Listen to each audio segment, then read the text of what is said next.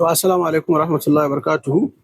Game da 'yan uwa waɗanda suke cewa duk maganin da suka sha na ƙarfin maza baya musu aiki, kowane magani suka sha, wani zai iya shan magani ya samu ƙarfin gaba, amma in ya je zai kusanci iyali sai ya kada wuri.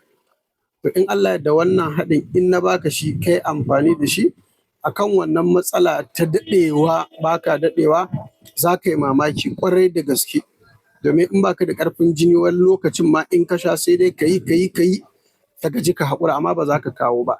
Abubuwan da ake buƙata kuma masu sauƙi ne za ka samu a wajen masu saida itatuwa, wato magunguna na gargajiya.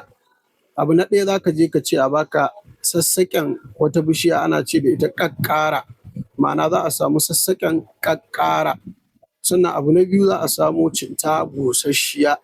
Sannan abu na uku shine za a samo muruci wanda ya bushe. Za a iya samun dafaffe busasshe ko ɗanye busasshe, duk wanda aka samu. Farko ƙaƙƙaran aka daka ka ɗebi cokalin kamar guda biyar, muruci cokali uku, citta cokali guda ɗaya.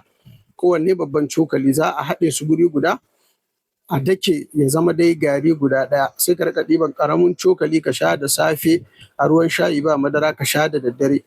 Sau biyu a rana za ka riƙa amfani da shi. Wannan haɗin ka yi kwana 10 kana amfani da shi, ko da ba za ka kusanci iyali ba, domin jiki yake bi. Yana gyara lafiyar sperm, yana gyara lafiyar gaba, yana wanke mara, yana maganin sanyi.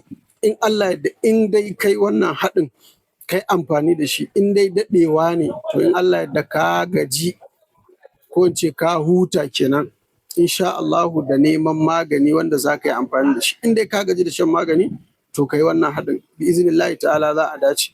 Wanda yake buƙatar wanda aka haɗa zai iya tuntuɓar mu ta lambar waya. Wassalamu alaikum warahmatullahi wabarakatuhu.